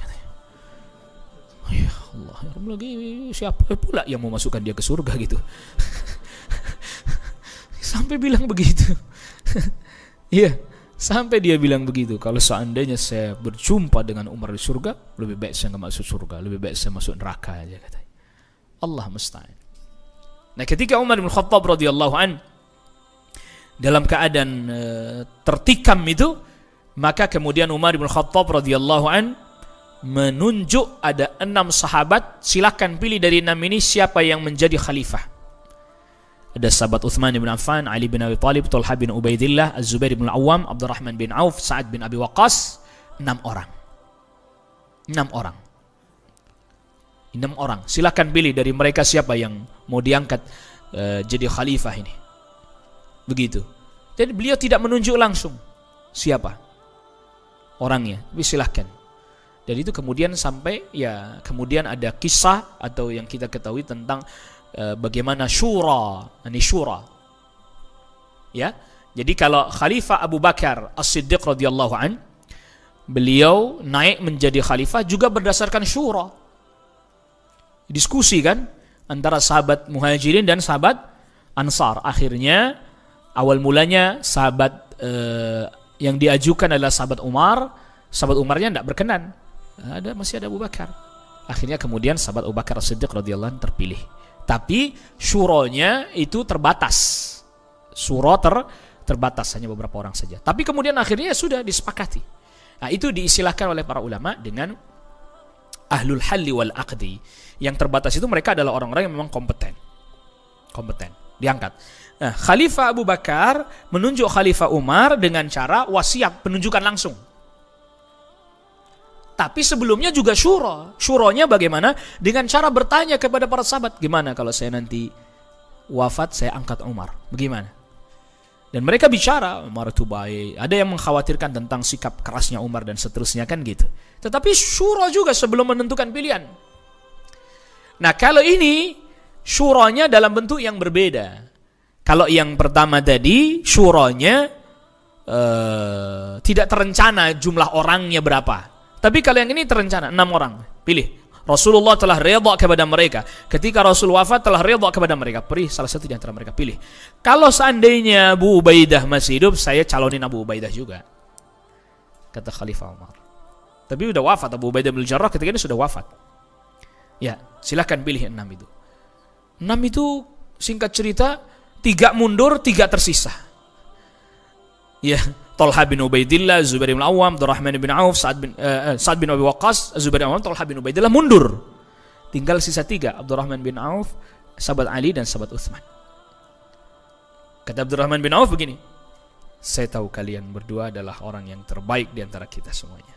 Di antara kita. Sekarang begini, siapa di antara kalian yang mau jadi khalifah? Diam semuanya. Udah, berkalian berdua urusannya serahkan kepada saya aja ya. Ya. Abdurrahman bin Auf termasuk yang pandangannya tajam. Di sebagian riwayat disebutkan Abdurrahman bin Auf sampai bertanya kepada orang-orang dari sahabat Muhajirin dan Ansar tentang sahabat Utsman. Sudah ada kecondongan. Tidak ada satupun di antara mereka yang melebihkan sahabat lain di atas sahabat Utsman pada saat itu. Maka berdasarkan itulah kemudian jadi syura juga. Syura pertama syura yang terbatas, 6 orang akhirnya mewakilkan. Lalu kemudian syura selanjutnya Abdurrahman bin Auf yang tanya kepada masyarakat, survei bahasa kitanya sekarang itu ya, bagaimana menurut anda Khalifah Utsman? Oh dia kalau Utsman jadi khalifah, oh dia baik dan maka kemudian akhirnya ditunjuklah sahabat Utsman bin Affan radhiyallahu anhu. Nah, syuranya itu begini metodenya. Bukan orang-orang yang tidak kompeten ikut masuk. Bukan. Nah itu ya. Jadi syuranya ini begini metodenya. Bukan orang-orang yang tidak berilmu ikut masuk, yang tidak berilmu ikut bicara, yang tidak berilmu. Karena orang yang tidak berilmu ikut bicara itu makin tambah keruh suasana, makin tambah rusak nantinya. Iya. Makin tambah apa? Rusak. Malah bisa menimbulkan pertumpahan darah. Nah, ini naudzubillah, kita berdoa kepada Allah Rabbul Alamin agar supaya diberikan keamanan negeri kita ini. Karena itu tadi Masya Allah ada sebagian orang, wah kalau ini begini perang, astagfirullahaladzim. Ini orang gak berpikir ya gimana, memprovokasi orang untuk perang tumpah darah. Lu dia kira kalau kemudian jatuh korban siapa yang bertanggung jawab? Apa dia yang bicara itu yang akan bertanggung jawab? Kebanyakan yang terjadi itu ketika orang-orang tadi memanasi orang untuk turun atau untuk melawan menentang perang. Ketika itu terjadi tumpah darah, ini orangnya hilang, orang ini nggak tahu kemana, ini tenggelam udah hilang dia, nggak tahu kemana. Sedangkan darah tertumpah, coba siapa yang bertanggung jawab? Nggak boleh ini ya, nggak boleh. Makanya betul itu orang-orang berilmu bicara, yang nggak jangan diam dah, atau ya kasih nasihat yang baik. Ya, kasih nasihat yang baik ya. Apapun yang terjadi, ketetapan dari Allah. Kalau itu kebaikan, maka kita bersyukur, mendoakan kebaikan tetap. Kalau toh itu yang terjadi belum sesuai dengan apa yang kita harapkan, bersabar. Karena tidak mungkin kalau bukan ketetapan dari Allah kemudian terjadi sesuatu, kan nggak mungkin ya.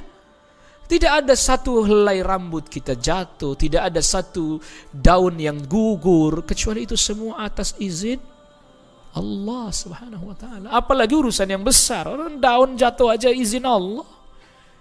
Tapi terus apa kita nggak usaha? Ya udah, usaha yang kita diperkenankan, yang diperbolehkan, bukan usahanya bikin rusuh orang, bikin ribut orang, bikin orang berantem sampai tumpah darah, apalagi ngajak perang, naudzubillah, revolusi, la ilaha illallah, jangan ya akhi. Antum kira mudah? Lu kalau para sahabat berperang itu karena memang mereka di masa-masa itu pun mereka memiliki tadi kekuatan jiwa, kekuatan batin, ya, dekat dengan Allah Rabbul Alamin, bersungguh-sungguh betul-betul karena menegakkan kalimat Allah, bukan karena kepentingannya mereka masing-masing sendiri-sendiri. Bahkan ada di antara mereka yang, ini saya teringat Abdurrahman bin Auf ketika masa-masa kaum muslimin menang, nangis Abdurrahman bin Auf sampai berdoa, ya Allah, jangan kau jadikan pahalaku berkurang dengan sebab segala kenikmatan dan kenyamanan yang sudah saya rasakan ini. Karena ada di antara sahabat yang wafat lebih dahulu, yang wafat perang Uhud sampai kepalanya ditutup, kakinya kebuka kelihatan. Giliran tarik ke bawah, kakinya ditutup, kepalanya kelihatan. Itu saking mereka wafat masih dalam keadaan sulit, keadaan susah, keadaan fakir, keadaan miskin. Terus sahabat yang udah dalam keadaan nyaman lah istilahnya, harta rampasan banyak, berlimpah, justru bukan mereka hidup poya-poya, mewah-mewah. Enggak, justru mereka, ya Allah jangan jadikan pahala kami berkurang karena kenyamanan ini. Karena teman-teman kami yang lebih dulu, jangan-jangan pahala mereka lebih besar daripada kami. Karena memang lihat bagaimana orientasi akhirat mereka begitu besar, sehingga bagian-bagian dari diri, kesenangan-kesenangan diri, bukan berarti mereka tidak ambil, tapi sangat terminimalisir. Kepentingan-kepentingan diri sangat terminimalisir. Masya Allah. Nah ini, dan setelah terbukti itu dari masa-masa awal nanti pada masa Khalifah Ali bin Abi Thalib, kita akan lihat ada orang-orang yang begitu loyal seakan-akan kepada sahabat Ali bin Abi Thalib, tapi giliran harta dan langsung belok mereka. Termasuk juga kepada Al-Husain itu kan, takut dimingi-mingi harta, belok, jadi menentang, jadi memusuhi. Ya itu lihat. Jadi nggak mudah. Termasuk juga hari ini berbicara di hadapan penguasa, ya itu bukan sesuatu yang mudah. Kita tetap harus bicara dengan yang baik, namun perkara hak tetap harus keluar. Coba antum bayangin. Harus bicara dengan cara yang baik, tapi al-haq tetap harus keluar, disampaikan. Itu yang dimaksud kalimatu haqqin amama sultan jair. Afdhulul jihad kalimatu haqqin amama sultan jair. Seutama-utamanya jihad, menyampaikan kebenaran di hadapan penguasa yang zalim. Menyampaikannya harus dengan cara yang baik, lagi elegan, lagi pantas, ya. Tapi al-haq tetap harus disampaikan. Coba. Ya coba antum ya. Sekarang begini sederhana ya, akhi. Ada orang itu, giliran pas lagi bosnya nggak ada, bos kita itu nggak begini. Giliran dia ada, Pak. Hah? Bener nggak? Antum, kamu tadi ngomong begini tentang saya. Oh nggak Pak, maksud saya begini. Bapak sebenarnya sudah baik. Loh, kok lain ngomongnya? Betul nggak? Itu baru di hadapan bosnya. Gimana di hadapan penguasa? Itu mengapa para ulama? Bukan berarti tidak boleh menasihati para penguasa, itu nggak sembarang orang. Nggak sembarang sembarang orang. Hati kita bisa jadi tadi imma ketakutan, imma itu tadi. Ada kalanya malah jadi lisan bukan mengeluarkan kalimat yang hak, malah keluar yang yang batil, yang ngaco. Karena ini tadi kondisi hati ya akhi, nggak main-main ini. Itu makanya Rasul sabdakan afdhalul jihad. Ini kadang akhirnya bicaranya jadi berubah, jadi pernah terjadi, saya sedang tidak teringat, ada seorang salaf, dia ada punya keponakan sering mencela-cela gubernur, pemimpin pada saat itu cela-cela. Sampai akhirnya namanya dengerin terus, pamannya ini sampai terpengaruh. Pas gubernur datang, itu pamannya seorang ulama kenamaan, datang gubernurnya, dia nyambutnya dengan cara yang kurang hangat. Akhirnya kemudian apa? Singkat cerita, pergilah pamannya ini meninggalkan gubernur itu. Pergi dia, karena tadi hatinya udah gak ngerasa nyaman. Gak taunya keponakannya datang ngobrol, maafin paman saya, dia begini begitu. Oh iya, saya paham, kata gubernur. Pergi. Setelah gubernurnya pergi, datang ini pamannya. Kok kamu ngobrol baik-baik sama dia? Kamu tadi celah-celah, kamu tadi hina-hina, kamu tadi lecehkan sehingga saya terpengaruh. Jadi benci, ada sedikit kebencian padanya. Yang tadinya saya nggak tahu apa-apa, dari gara-gara omongan kamu saya jadi benci. Kamunya malah begitu sekarang sama dia. Ngomongnya itu, dari situ para ulama katakan berapa banyak orang yang tadinya tuh keras luar biasa, dikasih posisi selesai. Ya akhi, itu maksudnya kita tidak menuduh, bukan, tetapi ya akhi, berhati-hatilah dengan kondisi hati kita. Bisa jadi kita hari ini celah, tahu-tahu nanti pas giliran dapat posisi, puji-puji, sanjung-sanjung luar biasa. Kita diperintahkan untuk bersikap insaf, ya, objektif. Kalau tahu ada kekeliruannya, nasihati dengan cara yang baik, gitu. Bukan berarti membenarkan kekeliruannya, nasihati tetap dengan cara yang baik. Doakan kebaikan, karena kebaikan juga nanti akan berdampak kepada kaum muslimin. Ini penting ini. Zaman sekarang ini orang udah lisannya tajam, tulisannya pun tajam pula, tajam semuanya. Ya, ini kebanyakan ngasah pisau ini. Lisan tajam, tulisan tajam, tajam semuanya. Nggak ada yang lembut-lembut menyejukkan, tuh jarang-jarang gitu.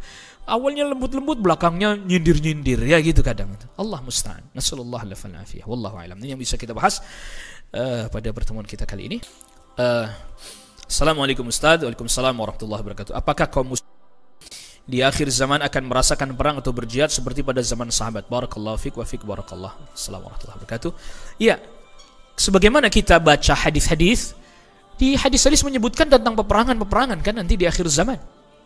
Perangnya kaum muslimin, termasuk dengan orang Nasara, bahkan nanti kaum muslimin berdamai dengan orang Nasara menghadapi musuh bersama. Coba, kita tidak tahu ini musuh bersamanya siapa nantinya ujungnya. Gak bisa tebak-tebak, gak bisa duga-duga.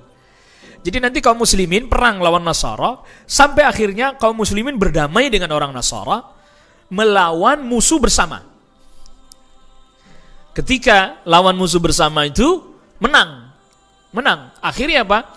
Yang orang Nasara mengatakan, oh kita yang menang. Mereka mengangkat salib. Kita yang menang, karena sebab kita lah menang gitu. Yang orang muslim gak terima, kita juga punya peran itu, dibunuhlah yang orang Nasara itu. Akhirnya pecah perang lagi antara kaum muslimin dan Nasara lagi. Sampai akhirnya kaum muslimin menguasai kembali Konstantin, bahkan sampai ke Roma yang Eropa sana. Masya Allah. Ketika kaum muslimin menang, pada saat itulah kemudian terdengar info, kabar, berita keluarnya Dajjal. Kan berarti perang lagi, ada perang lagi. Ada perang lagi, ada jihad lagi. Wallahu a'lam. Kalau pertanyaannya kita mengalami atau tidak, wallahu a'lam. Ya. Ya, pertanyaannya juga antum kalau ngalamin zaman itu kuat enggak? Sanggup enggak? Izin bertanya Ustaz. Anak kami 11 tahun bertanya, kenapa di setiap negara bisa berbeda-beda madhabnya? Masya Allah, 11 tahun pertanyaannya ini. Allahu Akbar. Anak 11 tahun loh pertanyaannya ini. Ya, baik. Jadi tentang masalah madhab fiqhi, ya ini karena terkait dengan penyebaran para ulama menyebarnya ke negeri-negeri yang berbeda-beda. Mereka menyebar ke negeri yang berbeda, berdakwah di negeri itu sesuai dengan ilmu yang dimiliki oleh para ulama tersebut. Ya, mau tidak mau akhirnya penduduk negeri itu akhirnya mengikuti madhab yang dibawa oleh ulamanya tersebut. Itu secara umum begitu ya. Jadi kaum muslimin, para ulamanya menyebar sebagaimana para sahabat menyebar. Akhirnya kemudian tadi ada yang dapat fatwa dari sahabat ini, lalu kemudian dia punya murid, muridnya menyebar lagi, sehingga masing-masing membawa madhab gurunya. Itu menyebabkan terjadi perbedaan madhab. Wallahu a'lam.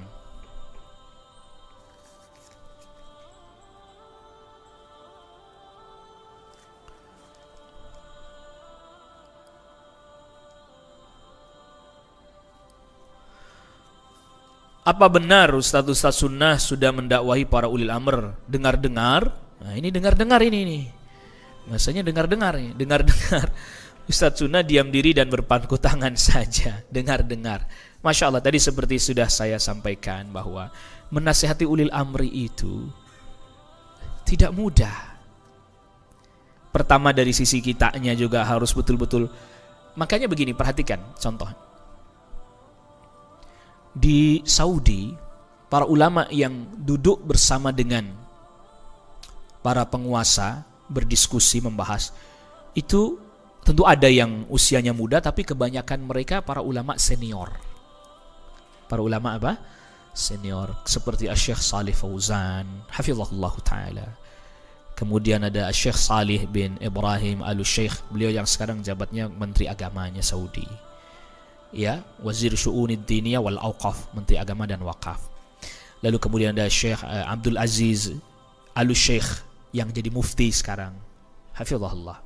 Nah, kenapa yang senior-senior? Pertama, mereka telah melalui masa yang panjang, ya, usia mereka pun sudah lanjut, sehingga kepentingan-kepentingan dunia mereka sudah mulai menyusut. Kepentingan jabatan udah tua. Kepentingan dunia juga sama. Usia udah tua, udah apa? Ditambah lagi mereka telah bergelut di dalam ilmu yang begitu panjang dan lama, sehingga membuat batin mereka cenderung lebih stabil, tidak terpengaruh kepentingan dan hawa nafsu, tidak mudah terprovokasi, dan bicara juga betul-betul keluar dari nasihat, ya, betul-betul karena nasihat. Itu kalau yang muda-muda kayak gini kan kadang masih berapi-api, ya kan, ngomongnya masih jeger gitu. Nah, di depan ulil amr begitu. Hah? Tiba-tiba hilang dari peredaran. Bukan, wah takut, jangan penakut dong. Sahabat Abdullah ibnu Abbas katakan, kalau Anda tidak bisa berbicara di depan ini dengan cara yang baik, berarti Anda nggak mampu. Ya, berarti apa? Nggak mampu. Nah, itu tadi. Jadi nasihat itu datang, ketemu, bicara. Datang pun itu faktor orangnya pertama. Datang pun sekarang kita punya akses nggak? Ya kan itu juga kan? Begitu. Nah, kalau ternyata itu semuanya kita nggak bisa, ya doakan kebaikan, udah selesai. Dan doa itu usaha lo ya. Sebab syar'i, doa itu sebab syar'i. Kadang cuman doa katanya. Orang zaman sekarang cuman doa katanya. Allahu Akbar. Susah ini emang. Udah pokoknya salah aja, kita ngomong salah aja, udah gak ada benernya udah. Cuman doa katanya. Ya gitu. La ilaha illallah. Ya tadi itu. Jadi semua ada mekanismenya, ada aturannya ya akhi. Makanya jangan tadi kita katakan jangan ngikutin setiap kullu man habba wa dabba, berita ini, dengar-dengar cerita ini. Dengar-dengar sih. Ya, Abdullah ibnu Umar pernah tuh didatangi sama sekelompok pemuda atau sekelompok orang yang mau, kalau kata kita, meminta supaya Yazid bin Muawiyah turun dari tampuk kekhalifahan. Datang pada Abdullah ibnu Umar. Abdullah Umar, Anda ini kan sahabat Rasulullah, Anda kan ini ulama, Anda ini kan orang yang berilmu, masa Anda diam aja di rumah, duduk-duduk berpangku tangan gini aja? Ayo keluar dong bersama kami, berjuang bersama kami, meminta supaya Yazid turun dari tampuk kekhalifahan. Apa kata Abdullah ibnu Umar? Memang kenapa? Yazid bin Muawiyah itu nggak sholat, dia itu minum khamr, dia ini begini begitu, disebutkan segala kejelekan. Dari mana kalian tahu? Ya dengar-dengar begitu. Hah? Dengar-dengar begitu, kata Abdullah bin Umar, saya nggak melihat itu semuanya, saya nggak tahu. Masa Anda nggak dengar berita sih? Masa Anda nggak lihat medsos sih? Mungkin kalau bahasa sekarangnya begitu gitu loh. Ustaz, antum masa diam aja? Emang antum nggak baca di medsos tuh, nggak ngelihat tuh ada video beredar segala macam? Ya akhi, itu cuman dengar-dengar, tetap statusnya. Kita perlu tahakkuk, betul-betul tahu betul. Lo orang sekarang video bisa dipotong, ya nggak? Foto capture dari mana? Beritanya apa? Tuh, ngeri memang ini zaman. Makanya itu tadi dengar-dengar. Nah itu dia, kalau udah dengar-dengar ini. Dan Rasulullah melarang kita. Ya, qila waqa. Qila wa qala, ya denger ini qila wa qala ini namanya. Katanya begini sih Ustaz, katanya gitu kan. Itu bahaya. Jangan ya akhi, jangan. Ini berat ini. Masalah berat, masalah sulit. Di kampung saya setiap menjelang Ramadan ada acara tarhib Ramadan. Apakah acara tersebut merupakan syiar yang diajarkan Rasulullah? Gimana caranya, kayak gimana? Kalau caranya dia dijelaskan, ada yang menjelaskan ini nanti bulan Ramadan kita puasa, boleh. Rasulullah begitu menurut hadis yang dikuatkan oleh sebagian para ulama. Telah datang kepada kalian bulan yang mulia, diwajibkan puasa dan seterusnya. Ya, orang-orang yang berbuat ketaatan, ayo segera kita sambut dengan beribadah padanya. Boleh. Makanya tarhib. Nah, caranya gimana? Nah, itu nanti lain lagi kan. Detail-detailnya apa aja. Karena hukumnya nggak cuma satu, boleh gitu aja. Nanti kata Ustaz boleh tuh kan, salah lagi nih ntar nih. Pokoknya dipelintir sana pelintir sini aja nih pokoknya. Iya, detail-detail rincinya apa saja. Secara umum menyambut Ramadan dengan menjelaskan hukum Ramadan, memberitahukan tentang agar kita supaya meningkatkan ketaatan, boleh, yang Rasul anjurkan itu. Ya. Faktor apa yang diperbolehkan oleh syariat untuk berperang? Banyak, dia diantaranya tadi. Apabila, kalau misalnya begini, ada satu negeri haknya dirampas oleh negeri lain, diminta secara baik-baik tidak mau kecuali perang, boleh. Nanti ada beberapa faktor-faktornya, sebab-sebabnya. Nah, kalau di masa itu para sahabat kan dakwah mereka mengajak untuk masuk Islam, mau berdamai silahkan, tidak mau ya apa? Ya mau gimana namanya perang, begitu. Nah, ya kita cukupkan ya pembahasan kita kali ini. Jadi sekali lagi termasuk yang juga perlu kita menjadi prioritas kita ya tadi terkait dengan masalah tauhid, ya kita tingkatkan lagi, kita pelajari lagi agar supaya kita betul-betul terlepas dari berbagai macam hal yang bisa menyebabkan rusaknya agama kita, batalnya Islam kita. Itu penting sekali ya. Gitu ya. Jangan kemudian kita terlampau disibukkan dengan tadi beberapa permasalahan yang memang itu sebenarnya bukan ranah kita. Itu tentang tauhid, akidah yang benar, yang lebih bermanfaat buat kita, lebih maslahat, lebih bermanfaat buat kita. Itu kita sibukkan dengan hal yang itu. Yang itu nanti ada yang lain yang punya kemampuan, punya ilmu, punya kelapangan untuk membahasnya. Jangan kita ikut masuk ke situ juga. Jadi ruwet malahan soalnya ini. Semuanya bicara, semuanya ngomong. Kalau udah bicara kayak orang pakar, aduh, masya Allah. Ngobrolnya sambil di warung pinggir jalan ngopi, bicara tentang negara. La ilaha illallah, la ilaha illallah. Gimana ini? Waktu adzan masih aja ngobrolin tentang negara di situ. Astagfirullahaladzim. Ya, ini gambarannya gimana mau maju? Dia kira majunya negaranya dengan ngobrol begitu saja. Gitu. Sedangkan dia sendiri tidak memperbaiki dirinya. Tentu bukan berarti kita ini menuduh bahwa dia tidak peduli, bukan. Tapi ya tahu kadarnya. Tahu kadar kita di mana, posisi kita di mana. Wallahu a'lam. Ini yang bisa kita bahas pada pertemuan kita kali ini. Dan kita mohon kepada Allah Rabbul Alamin ilmu yang bermanfaat, amal yang diterima, dan juga rizki yang penuh dengan kebaikan dan keberkahan. Wassallallahu ala nabiyina Muhammadin wa alihi wa sahbihi wa sallama tasliman katsira. Subhanakallahumma bihamdika asyhadu an la ilaha illa anta astaghfiruka wa atubu ilaik. Wassalamualaikum warahmatullahi wabarakatuh. Waalaikumsalam warahmatullahi wabarakatuh. Jazakumullahu khairan Ustaz. Mudah-mudahan materi yang Ustaz sampaikan tentang peristiwa bersejarah Perang Ajanaddin semakin kita pahami, dan Allah senantiasa memberikan kemudahan dan pertolongan kepada kita untuk memahami setiap kajian-kajian yang diselenggarakan di masjid ini. Demikian wabillahi taufiq wal hidayah. Wassalamualaikum warahmatullahi wabarakatuh.